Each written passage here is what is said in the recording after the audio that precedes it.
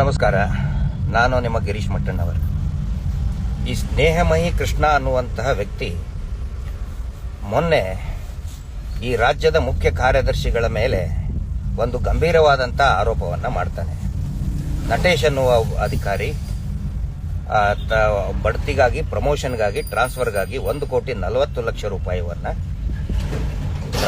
ಈಗಿನ ರಾಜ್ಯದ ಮುಖ್ಯ ಕಾರ್ಯದರ್ಶಿ ಶ್ರೀಮತಿ ಶಾಲಿನಿ ರಜನೀಶ್ ಅವರಿಗೆ ಕೊಟ್ಟಿದ್ದಾರೆ ಅಂತ ಆರೋಪ ಮಾಡಿದ್ದಾರೆ. ಅದನ್ನು ನೋಡಿದ ತಕ್ಷಣವೇ ಎಲ್ಲರೂ ಕೂಡ ಹೌಹಾರಿದರು. ಆನಂತರ ಸರ್ಕಾರದ ಮಟ್ಟದ ಅಧಿಕಾರದಲ್ಲಿ ಲಂಚ ರಿಶ್ವತ್ತು ಇದ್ದೇ ಇದೆ. ಹೀಗಾಗಿ ಈ ವ್ಯಕ್ತಿ ಹತ್ರ ಏನಾದರೂ ಒಂದು ವಿಶೇಷವಾದಂಥ ಮಾಹಿತಿ ಇದೆ, ಡಾಕ್ಯುಮೆಂಟ್ಸ್ ಇದೆ ಅಂತ ಎಲ್ಲರೂ ಕೂಡ ತಿಳ್ಕೊಂಡ್ರು. ಆದರೆ ಅದನ್ನು ಬಿಡಿಸಿ ನೋಡಿದರೆ, ಈಗ ಮಾಧ್ಯಮಗಳ ವರದಿಯೆಲ್ಲ ನೋಡಿದರೆ ಇವನ ಹತ್ರ ಏನು ಕೂಡ ಇಲ್ಲ. ಮಾಧ್ಯಮ ವರದಿ ಅಂತ ಹೇಳಿದರೆ ರಿಪೋರ್ಟಿಂಗ್, ಕೆಲವೊಂದಿಷ್ಟು ಅದನ್ನು ರಿಪೋರ್ಟಿಂಗ್ ಮಾಡ್ತಾ ಇದ್ದಾರೆ. ಈ ಸ್ನೇಹಮಯಿ ಕೃಷ್ಣ ಅನ್ನುವಂಥ ವ್ಯಕ್ತಿ ಯಾರು ಅನ್ನೋದನ್ನು ನಿಮ್ಮೆಲ್ಲರಿಗೂ ಸ್ವಲ್ಪ ನಾನು ಮತ್ತೆ ಸ್ಮೃತಿ ಪಟಲದಲ್ಲಿ ತರ್ತೇನೆ. ಈ ವ್ಯಕ್ತಿ ಸೌಜನ್ಯ ಹೋರಾಟದಲ್ಲಿ ಧರ್ಮಸ್ಥಳ ಪ್ರಕರಣ ನಡಿಬೇಕಾದ್ರೆ, SIT ಎನ್ಕ್ವೈರಿ ನಮ್ಮೆಲ್ಲರದು ಕೂಡ ಆಗಬೇಕಾದ್ರೆ ನೇರವಾಗಿ ಬೆಳ್ತಂಗಡಿ SIT ಕ್ಯಾಂಪಿಗೆ ಬರ್ತಾನೆ. ಬಂದು ಈ ಹೋರಾಟಗಾರರಿಗೆ ಫಾರಿನ್ ಫಂಡ್ ಬಂತು, ಅದು ಇದು ಅಂತ ನನ್ನ ಮೇಲೇನು ಕೂಡ ಬೇರೆ ಬೇರೆ ಆಪಾದನೆಯನ್ನು ಮಾಡ್ತಾನೆ. ಯಾವುದೇ ದಾಖಲೆ ಇಲ್ಲ, ಏನೂ ಇಲ್ಲ, ಸುಮ್ಮನೆ ಮಾಡಲಿ, ನಮ್ಮ ಬಗ್ಗೆ ಮಾಡಲಿ, ಯಾಕಂದ್ರೆ ತೀಟೆ ತೀರಿಸ್ಕೋಬೇಕು ಮಾತಾಡ್ತಾರೆ.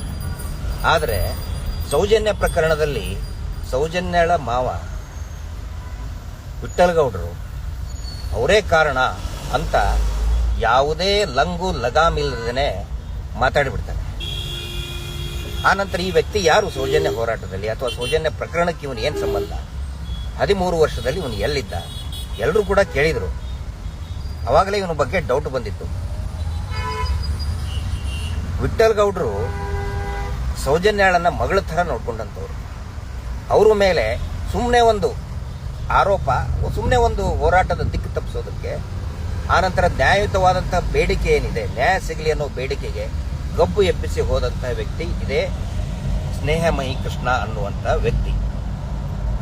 ಅಂದರೆ ಇಲ್ಲಿ ಬಹಳ ಸ್ಪಷ್ಟವಾಗುತ್ತೆ, ಈ ವ್ಯಕ್ತಿ ತಾನೇನು ರಿಸರ್ಚ್ ಮಾಡಿ ದಾಖಲೆಗಳನ್ನು ಮುಂದಿಟ್ಟು ಅಥವಾ ಅಧಿಕೃತ ಮಾಹಿತಿಗಳನ್ನು ಮುಂದಿಟ್ಟು ಮಾತಾಡುವಂಥ ವ್ಯಕ್ತಿ ಅಲ್ಲ.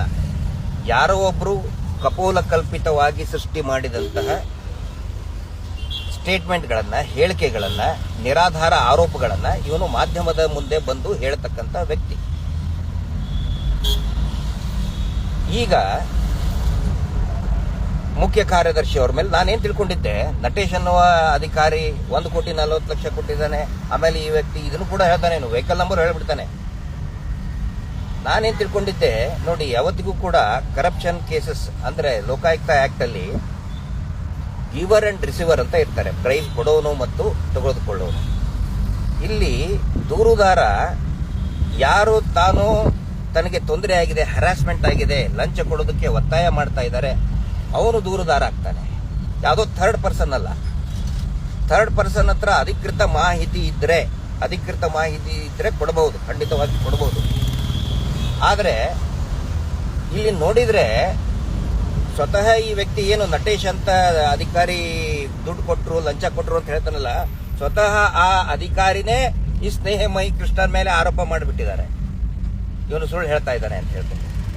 ಸೊ ಹಂಗಿದ್ರೆ ಇದು ಒನ್ಸ್ ಅಗೇನ್ ಕ್ಲಿಯರ್ ಆಗುತ್ತೆ, ಈ ಸ್ನೇಹಮಯಿ ಕೃಷ್ಣ ಅನ್ನುವಂಥ ವ್ಯಕ್ತಿ ಒಬ್ಬ ಬಾಡಿಗೆ ಸೋಷಿಯಲ್ ಆಕ್ಟಿವಿಸ್ಟ್, ಸಾಮಾಜಿಕ ಕಾರ್ಯಕರ್ತ, ಸುಪಾರಿ ಸಾಮಾಜಿಕ ಕಾರ್ಯಕರ್ತ ಅಂತ ಕರೀತಾರೆ. ಇವ್ರಿಗೂ ನಕಲಿ ಸುಮ್ಮನೆ ಯಾರೋ ಒಬ್ರು ಹೇಳ್ತಾರೆ, ಇವ್ರ ಹಿಂದೆ ಯಾರೋ ಒಬ್ರು ಇರ್ತಾರೆ, ನೀನು ಹಂಗೆ ಮಾಡು ಹಿಂಗೆ ಮಾಡು, ಒಂದು TV ಚಾನಲ್ಗೆ ಫಿಕ್ಸ್ ಮಾಡಿರ್ತಾರೆ, ಹಂಗೆ ಹೇಳಿ ಇದನ್ನ ಮಾಡ್ತಾನೆ.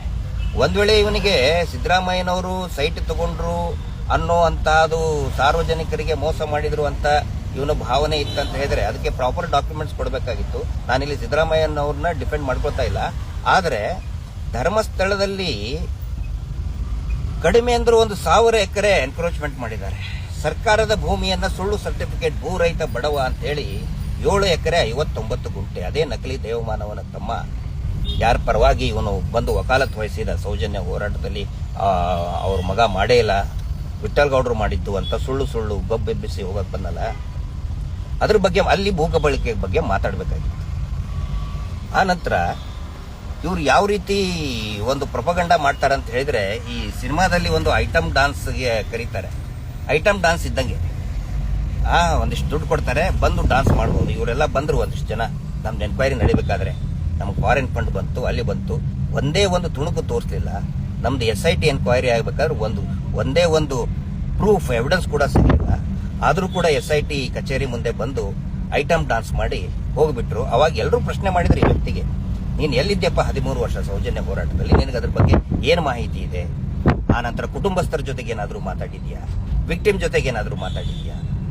ಏನು ಉತ್ತರ ಇಲ್ಲ. ಅವಾಗ ಓಡಿ ಹೋದಂತಹ ವ್ಯಕ್ತಿ, ಮಾಧ್ಯಮಗಳಿಂದ ಪರಾರಿಯಾದಂತಹ ವ್ಯಕ್ತಿ, ಈಗ ಮತ್ತೆ ಒಂದು ಹೊಸ ಐಟಮ್ ಡಾನ್ಸ್ ಮಾಡಕ್ ಬಂದಿದ್ದಾನೆ. ದಯವಿಟ್ಟು ನಾನು ರಾಜ್ಯ ಸರ್ಕಾರಕ್ಕೆ ವಿನಂತಿ ಮಾಡ್ಕೊಳ್ತಾ ಇದ್ದೇನೆ, ಈಗೇನು CCB ಅವರು ಇವನ ಎನ್ಕ್ವೈರಿ ಮಾಡ್ತಾ ಇದ್ದಾರೆ, ದಯವಿಟ್ಟು ಇವನ ಪ್ರತಿಯೊಂದು ಕಾಲ್ ಲಿಸ್ಟು ಮತ್ತೆ ಯಾವ್ಯಾವ ವ್ಯಕ್ತಿಗಳಿಗೆ ಭೇಟಿಯಾಗಿದ್ದಾನೆ, ವಿಶೇಷವಾಗಿ ಸೌಜನ್ಯ ಹೋರಾಟದಲ್ಲಿ ಇವನೇನು ಮಾತಾಡಿದ್ದಾನೆ, ಇವನಿಗೆ ಯಾರು ಸುಪಾರಿ ಕೊಟ್ಟಿದ್ದಾರೆ, ಧರ್ಮಸ್ಥಳ ಪ್ರಕರಣ ಹಾಳು ಮಾಡೋದಕ್ಕೆ ಒಂದು ದೊಡ್ಡ ಷಡ್ಯಂತ್ರ ನಡೆದಿದೆ. ನೂರಾರು ಕೊಲೆಗಳು, ಅತ್ಯಾಚಾರ ಆದರೂ ಕೂಡ ಅದನ್ನು ಡೈವರ್ಟ್ ಮಾಡೋದಕ್ಕೆ ಒಂದು ದೊಡ್ಡ ಟೀಮ್, ಪ್ರಭಾವಿಗಳೇ ಧರ್ಮಸ್ಥಳ ಆ ಕೊಲೆಗಡಕ ಕುಟುಂಬದ ಪರವಾಗಿರ್ತಕ್ಕಂಥ ಒಂದು ಟೀಮ್ ಬಹಳ ಸ್ಪಷ್ಟವಾಗಿ ಕೆಲಸ ಮಾಡುತ್ತಿದೆ. ಈ ಸ್ನೇಹಮಹಿ ಕೃಷ್ಣ ವ್ಯಕ್ತಿಯನ್ನು ಮುಖಾಂತರ ಬಹಳ ಇದು ಕ್ಲಿಯರ್ ಆಗಿ ಗೋಚರ ಆಗ್ತಾ ಇದೆ. ಎಲ್ಲರೂ ಇವನಿಗೆ DK ಮಹಿ ಕೃಷ್ಣ ಅಂತ ಹೇಳ್ತಾರೆ. ಯಾಕಂತ ಹೇಳಿದ್ರೆ ಮಾನ್ಯ ಹಿರಿಯರಾದಂತಹ DK ಶಿವಕುಮಾರ್ ಅವರು ಆ ಸೌಜನ್ಯ ಗೌಡ ಅಂತ ಒಕ್ಕಲಿಗರು, ನಾನು DK ಶಿವಕುಮಾರ್ ಅಂದ್ಕೂಳೆ ಅವರು ಅಂದ್ಕೂಳೆ, ಯಾಕಂದ್ರೆ ಅವರು ಈ ರಾಜ್ಯ ಕಂಡಂತ ಒಬ್ಬ ಒಕ್ಕಲಿಗ ನಾಯಕ. ಸೌಜನ್ಯ ಕೂಡ ಒಕ್ಕಲಿಗ ಅಲ್ಲಲ್ರಿ, ಒಕ್ಕಲಿಗ ಹೆಣ್ಮಗಳು, ದೈವ ಭಕ್ತಿ, ಚಾಮುಂಡೇಶ್ವರಿಯ ಭಕ್ತಿ ಅವಳ ಪರವಾಗಿ, ಅವಳ ನ್ಯಾಯದ ಪರವಾಗಿ ನಿಲ್ಲೋದನ್ನು ಬಿಟ್ಟು ಯಾವ ಕುಟುಂಬದ ಮೇಲೆ ಆರೋಪ ಇದೆ ಅವ್ರ ಪರವಾಗಿ ನಿಂತ್ಕೊಳ್ತಾರೆ. ಯಾವಾಗ DK ಶಿವಕುಮಾರ್ ಅವರು ಮಾತಾಡ್ತಾರೆ ಆದ ತಕ್ಷಣನೇ ಆ ಟೀಮ್ನಲ್ಲಿನೇ ಈ ವ್ಯಕ್ತಿ ಬರ್ತಾನೆ, ಯಾರು ಸ್ನೇಹಮಹಿ ಕೃಷ್ಣ ಅಂತೇಳಿ.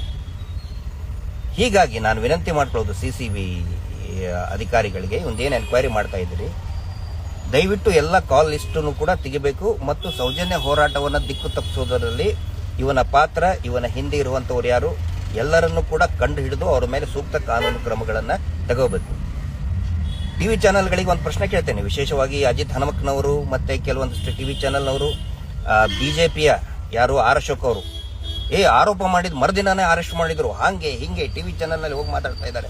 ಅದೇ ಪ್ರಶ್ನೆ ನಾನು ನಿಮಗೆ ಟಿವಿ ಚಾನೆಲ್ನವ್ರಿಗೆ, ಈ ಅಶೋಕ್ ಅವ್ರಿಗೆ, ವಿರೋಧ ಪಕ್ಷದ ಕೆಲವು ಸೆಲೆಕ್ಟೆಡ್ ನಾಯಕರುಗಳಿಗೆ ಕೇಳ್ತಾ ಇದ್ದೀನಿ, ಮತ್ತೆ ನಮಗ್ ಮಾಡಿದ್ದೇನು? ನಾವು ಇವನು ಬರೀ ಸುಳ್ಳು ಆರೋಪ ಮಾಡಿದನ್ರಿ ಇವನು.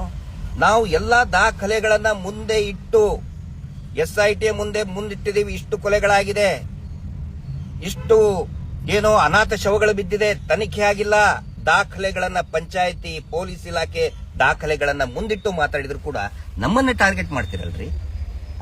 ಅಂದ್ರೆ ನಮಗೆ ಒಂದು ನ್ಯಾಯ, ಅವ್ರಿಗೆ ಒಂದು ನ್ಯಾಯನ? ಸುಳ್ಳು ಆರೋಪ ಮಾಡುವಂತವನಿಗೆ ಒಂದು ನ್ಯಾಯ, ನಿಜವಾಗಿ ದಾಖಲೆಗಳನ್ನು ಇಟ್ಟು ತೋರಿಸುವಂತ ನಮ್ಮ ಸೌಜನ್ಯ ಹೋರಾಟಗಾರರಿಗೆ ಒಂದು ರೀತಿ ಬಿಂಬಿಸ್ತೀರಿ ನೀವು. ಈ ಬಗ್ಗೆ ನೀತಿ ನಿಮ್ದು ಟಿವಿ ಚಾನೆಲ್ಗಳದು ಮಾತಾಡ್ತಾ ಇದ್ದಾರೆ. ಅಯ್ಯೋ, ಆರೋಪ ಮಾಡಿದ ಮರದನ್ನೇ ಪ್ರಜಾಪ್ರಭುತ್ವನೇ ಇಲ್ವಾ? ಹಾಗಿದ್ರೆ ನಮಗ್ ಪ್ರಜಾಪ್ರಭುತ್ವ ಇಲ್ವಾ? ಇಷ್ಟೊಂದು ಕೊಲೆ ಆಗಿದೆ ಅಲ್ರಿ. ಸೌಜನ್ಯ ಡೆಡ್ ಬಾಡಿ, ಅದು ಡೆಡ್ ಬಾಡಿ ಅಲ್ವಾ? ಕನಸ ಯಾರ್ದಾದ್ರು ಅದು? ಪದ್ಮಲತಾದ್ದು ಕನಸ? ಆನೆ ಮಾವತ ಅಣ್ಣ ತಂಗಿ ಇಬ್ಬರನ್ನು ಕೂಡ ರುಬ್ಬುಗಂಡಿಂತ ಜಡ್ಜ್ ಕೊಂದ್ರಲ್ಲ, ಅದು ಯಾರ್ದಾದ್ರೂ ಕನಸು ಬಿದ್ದಿತ್ತ? ಅದು ದಾಖಲೆಗಳನ್ನ ಮುಂದಿಟ್ಟು ಮಾಡೋರು ನಮಗೆ, ಇವ್ರು ಎಲ್ಲಿ ಸುಮ್ಮನೆ ಆರೋಪ ಮಾಡ್ತಾ ಇದಾರೆ ಅಂತ ನಮ್ಮ ಮೇಲೆ ಟಿವಿ ಚಾನಲ್ ಅಜಿತ್ ಹನುಮಕ್ನವ್ರು, ಸುವರ್ಣ, ನಿಮ್ಗೆ ಗೊತ್ತು, ನಿಮ್ಮ ಹಣೆ ಬಾರ, ನಿಮ್ಮ ಮಾರ್ಕ್ಸ್ಗಳು ನೋಡಿ ಬಂದಿದ್ರು TRP ಬರೀ 20 ಬಂದಿದೆ, 6ನೇದು 7ನೇ ಸ್ಥಾನಕ್ಕೆ ಹೋಗಿದ್ದೀರಿ ನೀವು. ಈ ರೀತಿ ಸುಳ್ಳು ಹೇಳಿ ಹೇಳಿ ಹೇಳಿ ಪ್ರಭಾವಿಗಳ ಕಾಲು ಬಿದ್ದು ಎಲ್ಲ ಗೊತ್ತಿದೆ ಜನರುಗಳಿಗೆ. ಅದಕ್ಕೆ ನಾನು CCB ಅವರಿಗೆ ವಿನಂತಿ ಮಾಡ್ಕೊಳ್ತಾ ಇದ್ದೇನೆ, ಈ ಸ್ನೇಹಮಹಿ ಕೃಷ್ಣನ ಎಲ್ಲಾ ದಾಖಲೆಗಳನ್ನು ಕೂಡ ಇವನ ಕಾಲ್ ಲಿಸ್ಟು, ಇವನ ಕಾಂಟ್ಯಾಕ್ಟ್ಸು, ಆಮೇಲೆ ಇವನ ಆದಾಯದ ಮೂಲ 3-4 ಮನೆಗಳನ್ನ ಮಾಡಿದ್ದಾನೆ. ಆದಾಯದ ಮೂಲ ಏನು ಇವನಿಗೆ? ಏನ್ ದುಡಿತಾನ? ಹೊಲ ಉತ್ತಾನ, ಬಿತ್ತಾನ, ಏನ್ ಮಾಡ್ತಾನೆ ಇವನು? ಏನ್ ಕೆಲಸ ಇವನು? ಏನ್ ಬಿಸ್ನೆಸ್ ಇವನು? ನಮ್ದು 108 ಕೇಳ್ತಾನೆ. ನಮ್ದೆಲ್ಲ ಎನ್ಕ್ವೈರಿ ಆಗಿದೆ, 10-15 ದಿನ ನಮ್ದೆಲ್ಲರದು ಎನ್ಕ್ವೈರಿ ಆಗಿದೆ. ಇವೊಂದು ಎನ್ಕ್ವೈರಿ ಆಗಬೇಕು ಮತ್ತು ಈ ಸುಪಾರಿ, ಬಾಡಿಗೆ, ನಕಲಿ ಹೋರಾಟಗಾರ, ಇವನ ಎಲ್ಲ ಮೂಲಗಳ ಹೊರತೆಗೆದು ಸಾರ್ವಜನಿಕವಾಗಿ ಬಹಿರಂಗಪಡಿಸಬೇಕು ಮತ್ತು ಸೂಕ್ತ ಕಾನೂನು ಕ್ರಮವನ್ನ ಜರುಗಿಸಬೇಕು ಅಂತ ವಿನಂತಿ ಮಾಡ್ಕೊಳ್ತಾ ಇದ್ದೀನಿ. Justice for Soujanya. ನಮಸ್ತೆ.